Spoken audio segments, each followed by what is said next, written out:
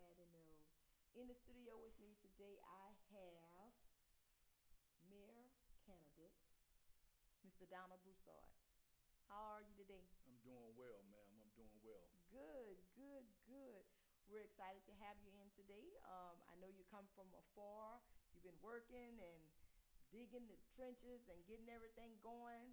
So just tell us a little bit about yourself. First of all, just introduce yourself. Give us a little bit of information about you, and then we'll just jump right into it. But first, I want to give you a chance to just let the audience know about Donald Broussard. Well, well, Sister Rachel, thank you for having me this afternoon. We're very humbled to be here. Thank you for sharing your platform with our campaign. My name is Donald uh, Bruce Broussard. I'm known by a lot of different names: Coach Bruce, Big Bruce, or Bruce. Uh, Born and raised on the north end of Opelousas, attended public schools, K through 12, in St. Landry Parish. I grew up on the north end and in the old Brickyard subdivision in Opelousas. Graduated from high school at Plaisance High School, class of '90, and was fortunate enough to attend Southern University on a full athletic scholarship, where I went on to play 4 years at Southern University in Baton Rouge before completing my undergrad, coming back home and getting into the public school system as an educator and coach. I taught and coached in the St. Landry Parish school system, North Central High School, Northwest High School, and Opelousas Senior High School. Upon leaving the high school ranks, I left and went to Grambling State University, worked 4 years under the legendary Doug Williams for 4 seasons, was able to come back home and recruit quite a few young men from here in St. Landry Parish to pursue their athletic and academic careers. Did 4 years at Grambling State University, received my graduate degree from Grambling State University, came back home, and after a 4 year career at Grambling, and started working in the oil and gas industry, where I did that for 15 years before going into private business and owning my own transportation trucking company, as well as some other ventures that I'm engaged in. That's awesome. Tell me about your family. Uh, I'm the son of the late Dorothy Marie Dortes Broussard. My father is Donald Broussard. I have 3 siblings. My sister Gertie Kennison, who's a couple of months older than I am. I have my brother Dwight Anthony Broussard, and then my sister, and your sister as well, Dana Yes. Laurette Broussard. The proud father of a daughter who's an LPN, Kirsten Danae Broussard.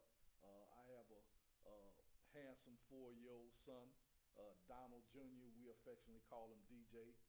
And I'm the proud grandfather of a granddaughter, Malaya Angel Duffy, and 2 twin grandsons, 1 year old, 1.5 year old grandsons, Malachi and Micah.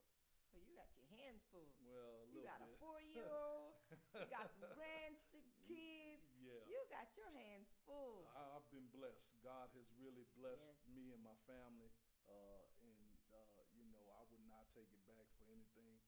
My son, I prayed for him at a point in time in my life when I needed something that to get me back rooted and grounded, and I prayed and asked for a seed, and in specific, because he says be prayer specific. right. When you pray, That's right. be specific in what you ask for. Right. So I asked him for a son that could, carry our family name, surname on, and a young son that I could, an heir that I could teach and groom to, take over the generational wealth that we are in the stages of creating for him and his sibling and his nieces and nephews. All right. Yes, Okay. ma'am. All right. So, first question I would like to ask you: what made you decide to run for mayor? Well, I had never, never entertained the idea, thought of ever holding political office. Okay. Because throughout my time and throughout different election cycles, you hear politicians promising the same things over and over and over again. We promise to do this, we promise to do that, and you know, I cannot look at a person in the eye and tell them that I am going to do something, knowing full well deep down inside of my heart and my mind that I know that I can't deliver that. And election cycle after election cycle, our people in Opelousas have been duped into elected officials who have no experience, no economic experience, no business leadership experience to run and hold public office. And the mayor of Opelousas is really a chief executive officer. If he were running a Fortune 500 company, he would be classified as a CEO. So the mayor of any local municipality is really a chief executive officer. And we have not elected someone with business acumen or business savvy. I sat down and looked at what was accomplished during the administration of the current mayor. I sat down and looked at what was left out there on the table, and I said, I know I have no political experience, but there are some great politicians that have came with no prior political experience that have done great things for our area. I could name a couple of them, but I'm going to refrain from naming them. But I know quite a few people who had no prior elected experience or no prior political experience came in and have served 2 terms and possibly getting ready to serve a 3rd term. So, I said, if not me, then who? If not now, when? Our city is at a pivotal moment and a pivotal point in our storied history. If we don't get this election right, this election cycle, on all levels, our city is in a very, very poor state, infrastructure-wise. Crime, public safety is at an all-time low, and we just have a plethora of issues that I think I have the right skill set to be able to bridge the divide and bring people together, bring different entities, private entities to the table with large cap dollars to be able to help us fix many of the problems that we have in our area. So, after much prayer and consideration, there was another incident that I had been battling for 5 years and 9 months, trying to exonerate and clear and vindicate my good name and my good reputation.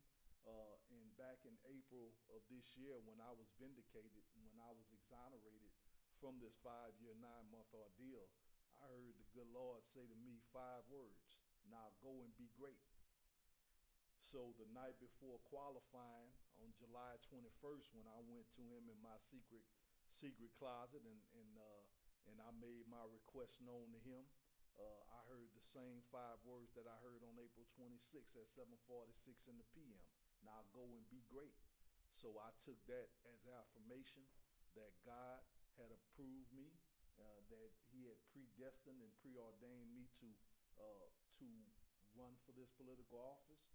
So I didn't seek man's approval, I sought God's approval.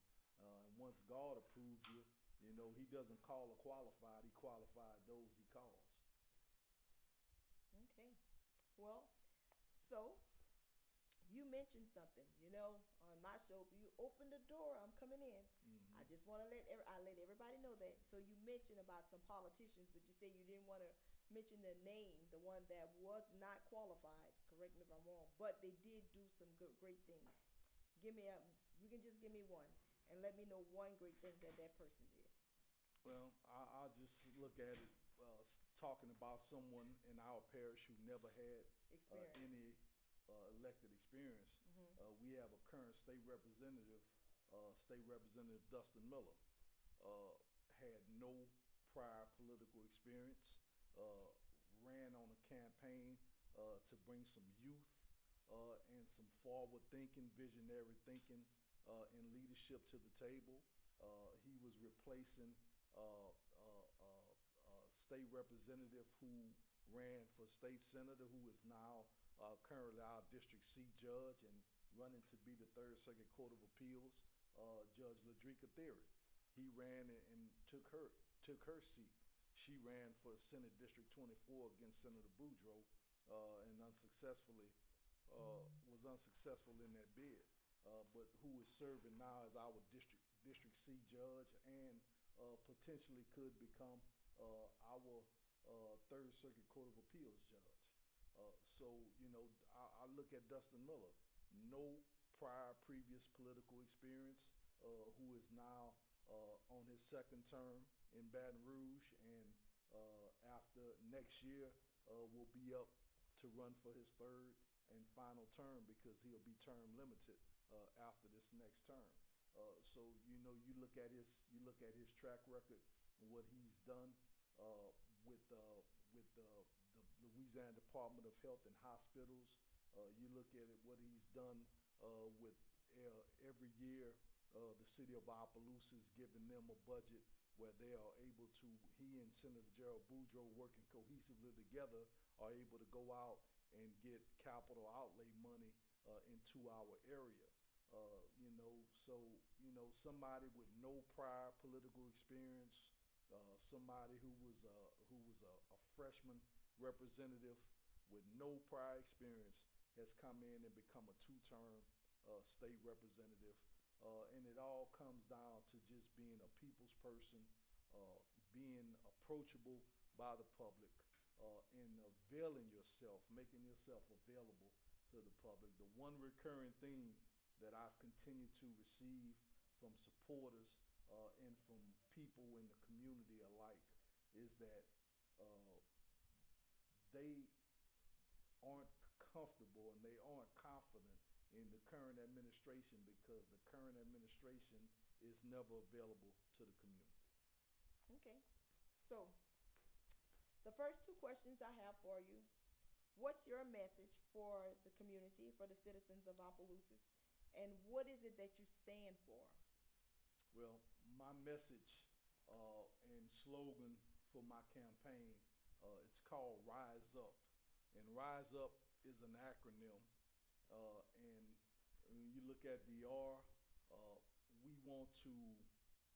it is time for us to revitalize, reimagine, reimage, rebrand the city of Opelousas. How can we do that?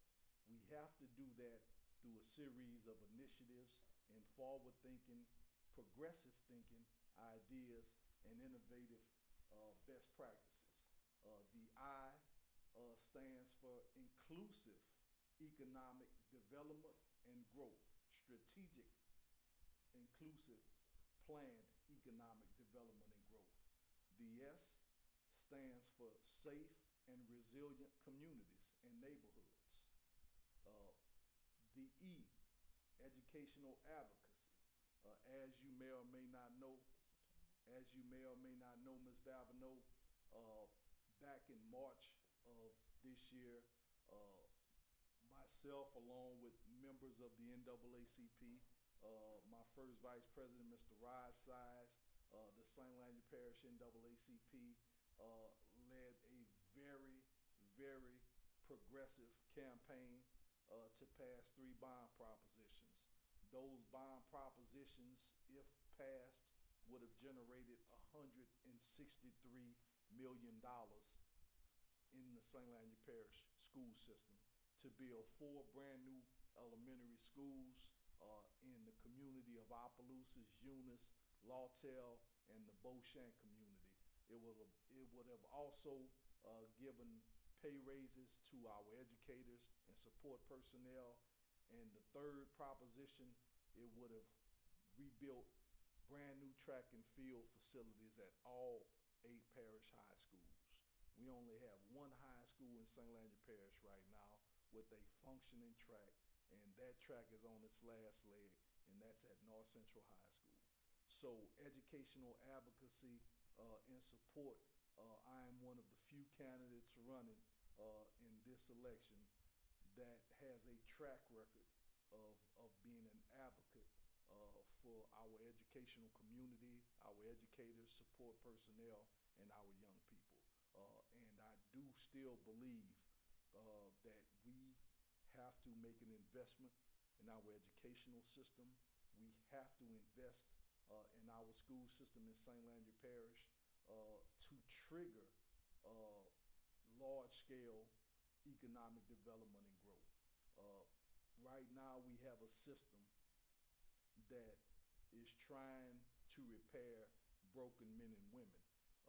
The late, great slave abolitionist Mr. Frederick Douglass stated, and I quote, "It is easier to build strong children than to repair broken men." We have a system right now trying to repair broken men and women instead of building strong children. We have to get back to that concept of building strong children instead of repairing broken men and women.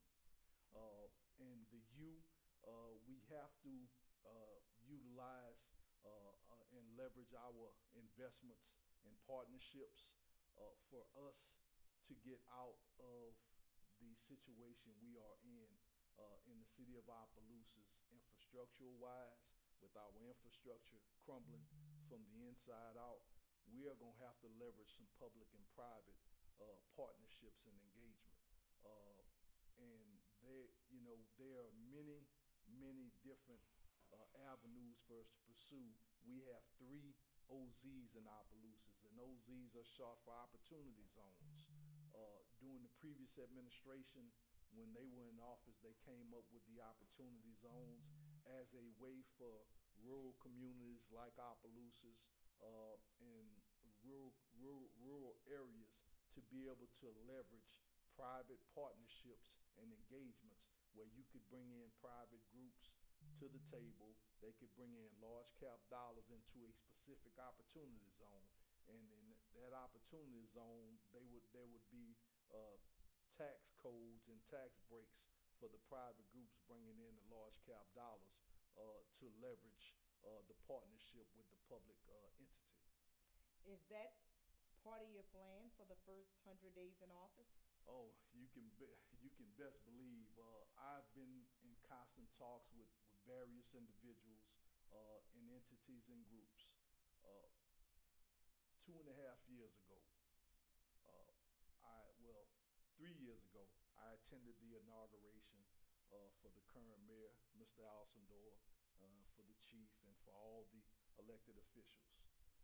At that inauguration, I heard our current mayor, he quoted the late JFK. And JFK had a quote, "Ask not what your country can do for you, but what you can do for your country." But he ad-libbed it and he said, "Ask not what you can do for your city. Ask not what your city can do for you, but what you can do for your city." So about 3 years ago, what I did for my city, I brought in a group of private businessmen who wanted to make a presentation to the current administration. All they wanted to do was a 15, 20-minute PowerPoint presentation where they wanted to show them how they could bring in some different sustainable systems and technologies into our area that would generate vertical revenue streams for our city government through a partnership, public and private. Flew those gentlemen in from Wyoming, from Denver, Colorado, from Dallas, Texas.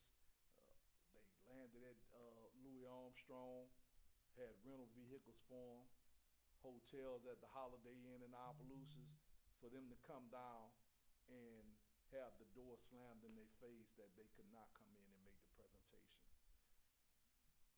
When they came with a $20 million check to make a presentation to the current mayor and the current city council on how they wanted to bring some various technologies into our city, and they had a $20 million check to show in good faith what they intended to do.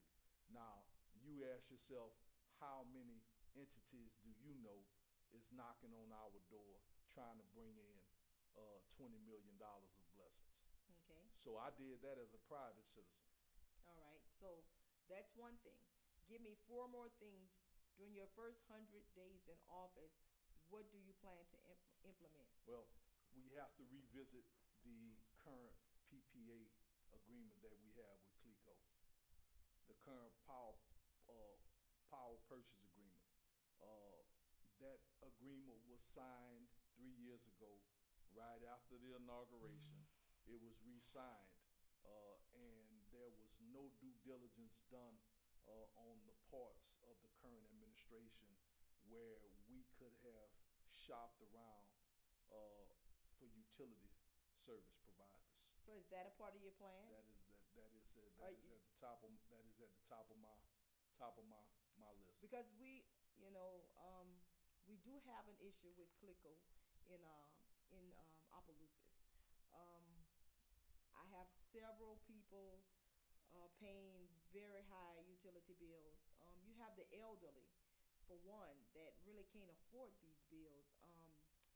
Mr. Cobb Bellard and his daughter Tanisha, I've met them at CLECO several times out there paying bills for some of the elderly people.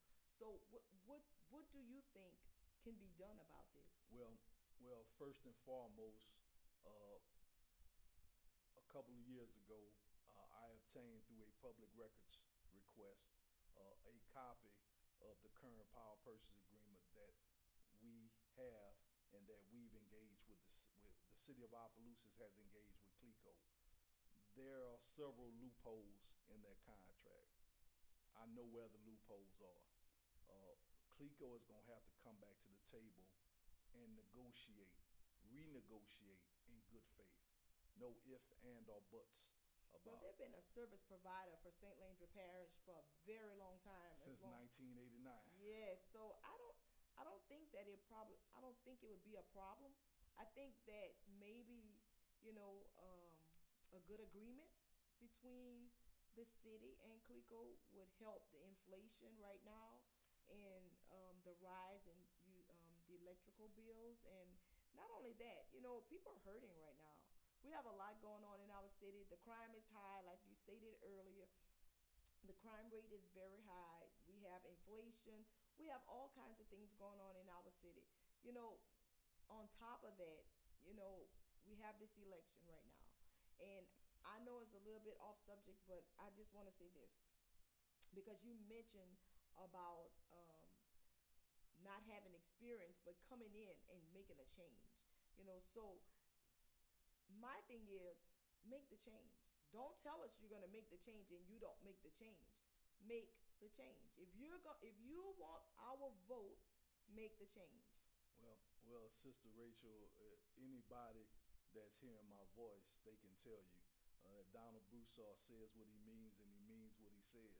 And when I say, you know, we're a couple of months removed from the entire state and the entire country opening back up. And when everything opened back up, the hiatus or the pause that they had on the energy bills from disconnections It's going to go away. I cannot tell you how many families reached out to me, single parent families reached out to me, and they were being threatened by CLECO to disconnect their services because they owed $2,500 or they owed $3,200. I don't understand that. Exactly. How can your bill be $2,500? I had a friend. Her bill was $1,800. That just blew me away. Yeah. How could you use $1,800 worth of electricity in a month? And it wasn't 2-month bill. It was a 1-month bill. Yeah. And she lives by herself. Yeah. I didn't understand that at all. Well, you know, when people get their utility bills, the next bill you get, I want you to look at your breakdown of kilowatt usage hours. Okay, it's going to show where you was the previous month, where you started at, and then it's going to show how much you used during the course of that month or that period, that billing period. Then I want you to look at your CLECO bill, and I guarantee you're going to have about 6 to 7 additional charges, extra charges on your utility bill. Now, let's just throw this out there. The energy grid, which generates, stores and distributes the energy. In 1989, we entered into the power purchase agreement with CLECO, and the city of Opelousas sold their grid system to CLECO. Once we sold our grid system to CLECO, we basically became pretty much slaves to CLECO. People need to understand uh, sustainability and renewable energy. I want you, you're going to hear me harping on a sustainable and renewable economy, a sustainable and renewable energy footprint. We have the capabilities to bring that to our city. You mean like Lafayette Parish have here? Just like LUS, Lafayette Utility System, I want the great people of Opelousas to remember these three words, OUS, Opelousas Utility System. All right. Fiber optic and utility system. Is that one of your 100 days in office implement?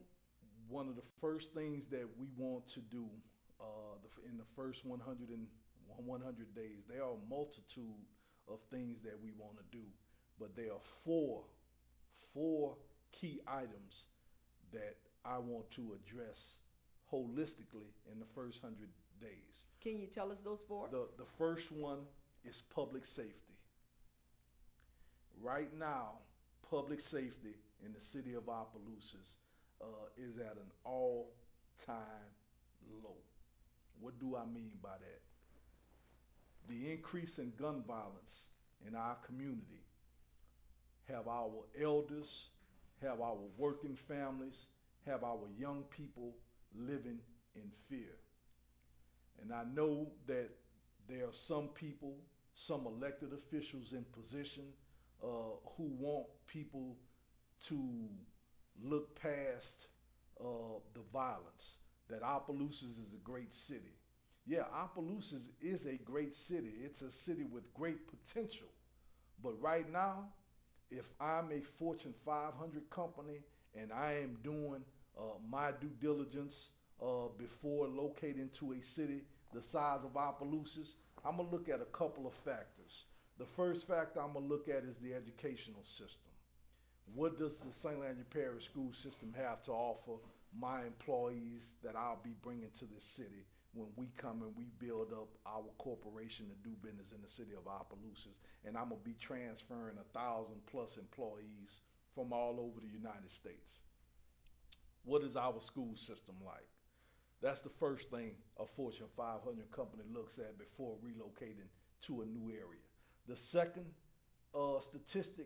key statistic they look at, what is the crime like? And unfortunately and realistically, in our city, the crime is running rampant. The criminals have taken over our neighborhoods, have taken over our streets, and there was just an incident this past weekend at the St. Landry Parish Jamboree. All of the efforts and the hard work that the coaching staffs from throughout St. Landry Parish, all of the young people throughout St. Landry Parish at the various high schools have put in was all for naught because of a few miscreants misbehaving at Donald Gardner Stadium. Were you there? I was outside the stadium. Yes, I was. So let me just ask this question, because I wasn't there. But we had a lot of going back and forth on Facebook, and then the news media reported that it wasn't any gunfire. They just had a fight. And so actually Councilwoman Chastity Davis, she had posted something, and I went on her page and I asked, because I just seen on the news that it wasn't gunfire, it was a fight. Well, I didn't know what had happened. And so I went on her page and I asked, was it a fight? Did anyone, shoot a gun or whatever, to that effect, right? And she didn't answer. But then Chief McClendon came on behind. He said there was no gunshots. He said there were no gunshots. The kids were fighting, I think, and somebody must have hollered they had a gun or something. So were you aware of gunshots if you were there? Because I wasn't there. You know, now another lady was on there saying that they did have gunfire. Her child, I think someone said the bullet grazed. They went to the hospital, but you didn't hear any evidence of that or anything as of yet. I can't really say if there was gunfire. I was outside of the stadium. There was a line, and this was while OHS and Northwest was playing. There was a line from the front of the ticket office where you gain entrance into Donald Gardner to Union Street to get in. And then people were running out. Well, once the commotion started in the stands, all you could see was a frenzy. People, it was like a stampede. Right. So apparently it wasn't gunfire. Yeah, I mean, I don't know. I wasn't there. I couldn't hear. I mean, you had bands playing. And that's what the lady said. Yeah, you had bands playing. She said you wouldn't have heard it if you wasn't by because the bands were playing. You would have had to be right there. Right. Within the vicinity of where the fight broke out to know, but. According to preliminary reports, Chief McClendon said there was no gunfire. There was no gunfire. That's what he said. But you have to ask yourself, we just witnessed 2 months ago, a little over a month and a half ago, in Uvalde, Texas, we witnessed the horrific tragedy that occurred with those babies in Uvalde.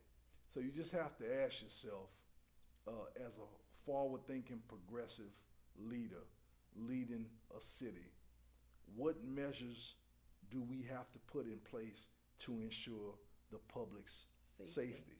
And when I talk about public safety, I have to touch on this because if I don't touch on it, I'm not sure many others will touch on it. The starting pay for a fireman in the city of Opelousas is $9.50 an hour. Oh, it's not $10? $9.50 to run into a burning building, to run in and rescue families whose homes or structures are on fire. So you're telling me McDonald's and Burger King pay more than the fire department? McDonald's and Burger King. And I was actually the fire and police civil service for over 5 years, but at that time it was like $8 and something. But Miss Anna, we call Anna Wise, I love her dealer. Miss Anna Simmons was the mayor at the time, and she raised she gave them a raise. And I think the police officers as well. Now, I don't know what I don't remember what the police officer was. And I was getting ready to expound on that. Our men and women of the Opelousas Fire Department, $9.50 an hour starting pay. For an Opelousas Police Department officer, male or female, you're looking at $12.50 to $13.50 an hour. Wow.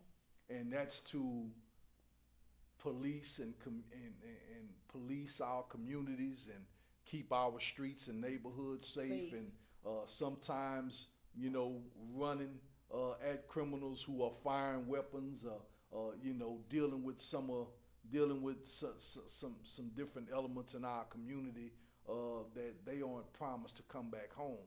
So when I talk about public safety, we have to make an investment in our first responders. And that's why I wanted to go with you on that, because I was going to ask you, how could you do that?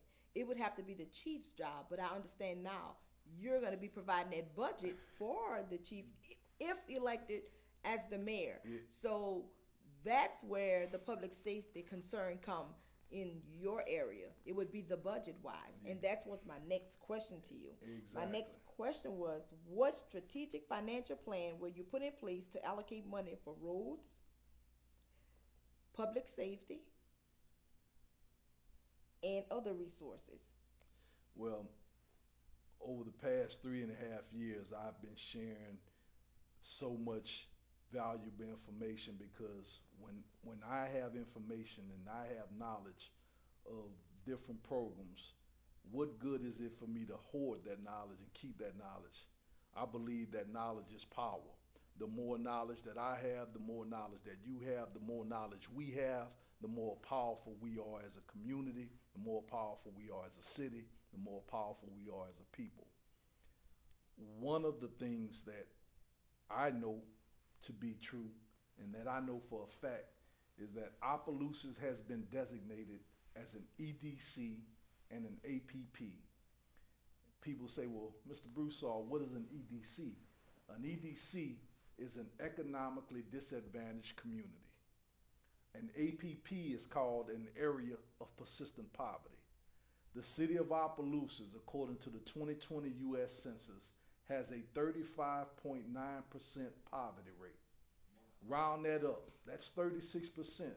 What does that mean, Mr. Mayor to be? That means that we have almost 4 out of 10 Opelousans living at or below the poverty level in 2022. So we have a high crime rate.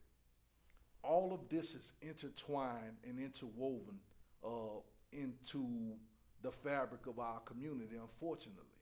And it's through decades of systemic practices and systemic policies that have our community in the condition that it's currently in.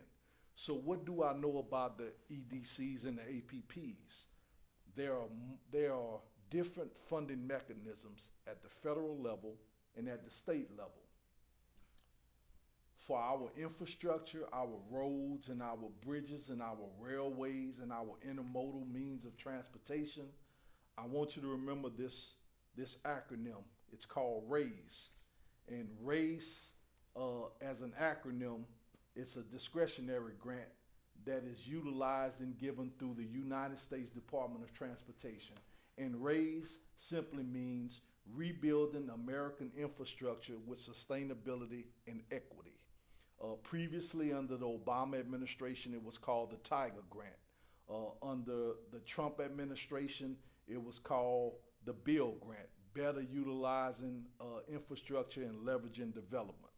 And under the current Biden administration, it is now called the Raise Discretionary Grant. The Raise Discretionary Grant has upwards of $7.5 billion allocated over the next couple of years for various programs throughout rural and urban America. Rural America, a city the size of Opelousas, 50% of the $2.5 billion that is currently allocated for fiscal year 2022, 50% of the projects have to be completed in rural America. The minimum discretionary grant for a community the size of Opelousas, we could qualify as an area of persistent poverty and an economically disadvantaged community. We could qualify for upwards of $25 million on up in grants, depending on what infrastructure projects we want to pursue, our roads, our bridges, and our intermodal means of transportation. But Ms. Babineau, before we can address the above ground assets that we have in Opelousas, we have to first address the below ground assets. And someone might say, well, what's our below ground assets? That's our sewage and water piping systems. The veins that run underneath the surface. Opelousas is a uniquely designed city. It was designed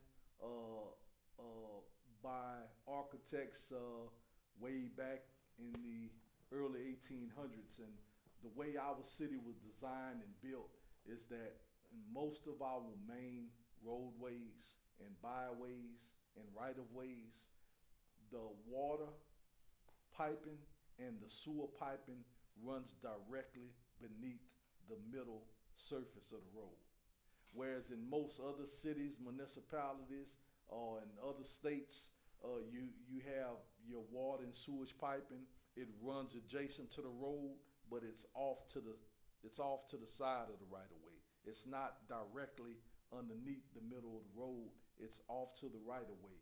And right now, on 190, when you're coming into Opelousas on Landry Street, no, excuse me, that's Vine Street. On Vine Street, when you get to the light where you have the fire station right there to your right, we've been having a series of severe leaks for the past couple of months right there.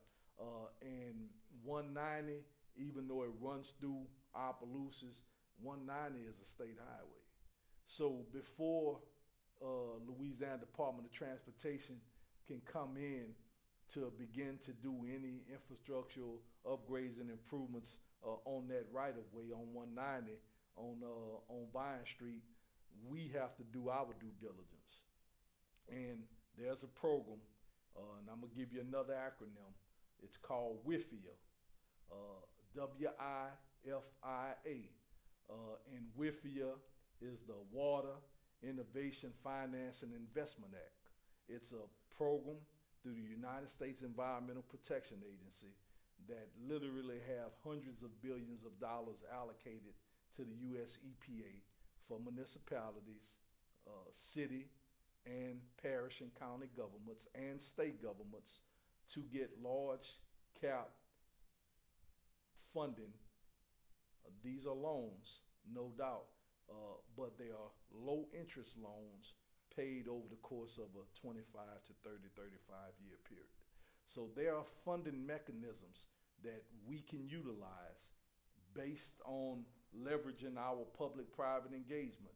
If we are able to get a private partner to come to the table with a couple of million, 20 million, 100 million, then when we write our grants and we show that we already have engaged, the city is bringing this to the table, our private partner is bringing this to the table, it increases and enhances our chances as an economically disadvantaged community and as an area of persistent poverty to be able to be considered for multiple major grants.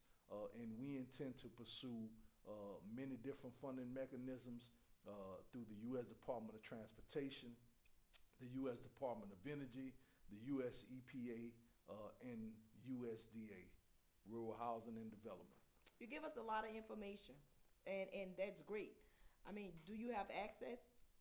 Is it accessible to you to bring to the city of Opelousas? Is what I'm asking. We intend, if given the opportunity to lead this great city, we intend to have no less than 2 full-time grant writers on staff.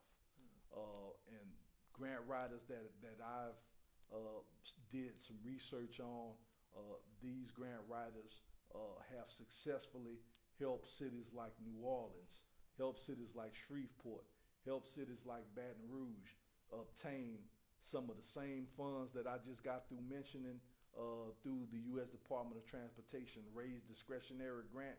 These individuals have assisted other municipalities in our state obtain these grants and those funding mechanisms from these grant programs.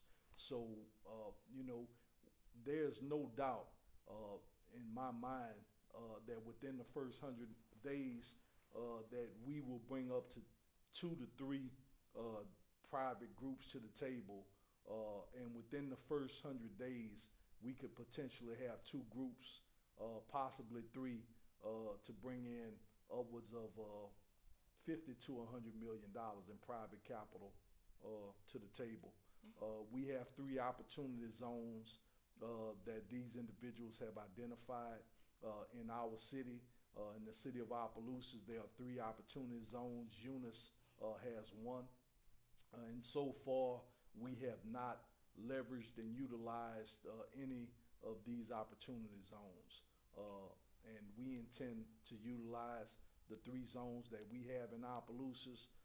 We have to revive our economic engine formerly known as downtown. Yes. Let's go back to the water system, because we know the water system right now is kind of bad. So I just have a question. Are you concerned about the water system becoming an issue like in Flint? I am very concerned. And we were talking briefly before the show started.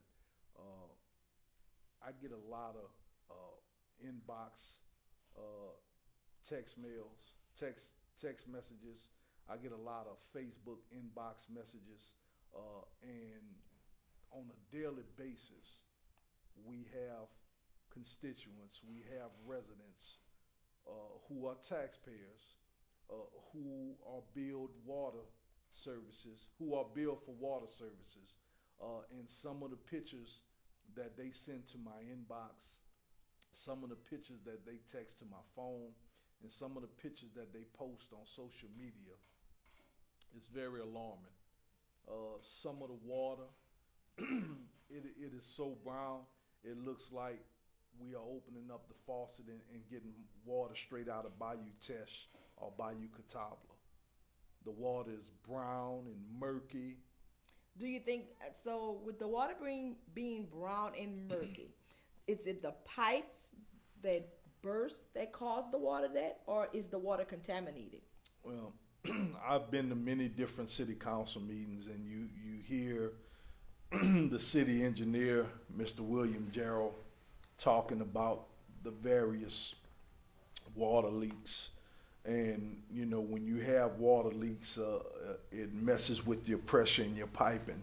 And multiple water leaks in a water main line can drop the pressure to the point where the filtration chemical that is being pumped into the water and the entire water treatment process, when your pressure drops because of the various leaks that you have in the piping, the water treatment and the water filtration process isn't allowed, to take place because of the drastic drop in pressure. But what I do know is that I was at the city council meeting this month, just passed, and there was a gentleman there who lives in District E on Narrow Street, and he and his family have been dealing with some horrific conditions of leaks and like raw sewage that has continued to permeate from the leak. And he was there asking our city officials, asking our mayor for relief to please come out and do something. And the one thing that I took from that meeting was that gentleman will be back in September pleading with our council and with our mayor to do something, because they told him they couldn't give him a definite answer that they would get that problem resolved. Who said that? And I'm asking is because I've been riding around town, just looking at different things, and I know they had a water issue, but I do see the mayor out there now. He's out there actively looking and seeing what he can do to help. So I won't say that he's not trying to help. You know, he is trying to help. So I don't want to throw him under the bus. That's not my job. Mm-hmm. You know, he's out there actively looking and seeing what's going on, and I'm assuming he's trying to get it resolved. No, I believe he is trying to get it resolved. I won't say that he's not, because he's out there and he's actively looking, and I see the water people out there, and that was my next question to you. Who's in charge of the water system? Well, for Public Works, when you have a Public Works director, mm-hmm. Unfortunately, the city of Opelousas has been without a Public Works director for almost 2 years now. Who was so who was it before, previously? The previous Public Works director left for greener pastures. He came to Lafayette Parish. Okay. And then from Lafayette Parish, he moved on to a small suburb outside of Chicago, Illinois. Okay. So I don't want to, we just have 5 minutes left, so we don't want to touch on that. We just wanted to clear up for the audience to let them know that the mayor is not responsible. It's his responsibility to oversee, but he's not responsible for the water itself being disruptive, brown or whatever it is. Because that's like you, if you were sitting in the seat, we couldn't say that you was responsible for the water being brown. It's the person who's running that department, correct? Yep, we definitely have a lot of work to do to address the infrastructure underneath is older than you and I. Oh, wow. Yeah, I'm 50 years old, and we have piping underneath our water piping. Some of it is clay piping. A lot of it is lead piping. So the infrastructure needs to be changed. The infrastructure We need improvement. It needs to be gutted and overhauled. So how would we do that? That means everyone would be without water for a while. Well, we couldn't just go in and just start without. It's going to have to be done in phases. In phases. It's going to have to be done in phases. We're going to have to We're going to have to get the schematics, the drawings for all of the What about underground the funding? piping. The funding, that's what I'm talking about. The WIFIA, the okay. Water Innovation Finance and Investment Act. Okay. Look it up. Go to the US EPA, type in WIFIA grant, and it will show you the multitude of projects here in Louisiana, all across the United States that receives funding. These are high capital outlay dollars with low interest rates over a 25 to 35 year time span. We're going to have to get creative. We're going to have to create vertical revenue streams in order to give our first responders the pay raises that I want to do within the first 100 days. We have to put some measures in place that will create those revenue streams so that we can target public safety, and part of my public safety plan includes pay raises for our first responders. I love it. I absolutely love it. So your first 100 days, you're targeting the pay raise, the water system, the infrastructure. Mm-hmm. The pay increase for the police and the fire. Mm-hmm. What's the other? Get to the table and sit down and renegotiate Oh, a more fair and CLECO. equitable PPA with CLECO. And CLECO. Yeah. Well, thank you, Mr. Broussard. I appreciate your time here on the Foundation of My Color. I thank you, ma'am. Oh, yes, and you. I wish you all the luck And I in this election. Good luck to you. Thank you. And I want to say this, not to cut you off. Yes, I ma'am. love the way you and Charlie are working together. I love the relationship that it's not a dirty political scene between you guys. I love it. Because I always say this, during political season, everybody are ruining their relationships, and they're going to be ruined to where they won't be repaired. And nobody's going to want to deal. And I say that all the time. Election is horrible. That's my little sister. I know. I'm glad. I know the Renard family well. I'm glad to see have that. the utmost respect for Mr. Charles and Miss Marie. Part of where I get my activism, my community activism, I learned it by watching Charles and Marie. Y'all made my heart so happy. I was smiling from ear to ear just to see that. I don't think Julius is being malicious or anything. He's not. He's a really good guy. He's running a campaign. That's your frat brother. He's a really good guy. Fraternity brother. Yes. There's no hard feelings. Good, and I love it. He has his method on how he sees fit to advance our city, and I have my method of approach on how I see it. Everybody just have different views. At the end of the day, I would love for us all to be able to work together cohesively to move our city forward. I am always available. I'm always willing, able, and available for conversation, for dialogue, to bring ideas to the table. Because at the end of the day, it's about the city of Opelousas and the people of Opelousas. It's about the citizens of Opelousas. It's not about your power, your political plan, plots.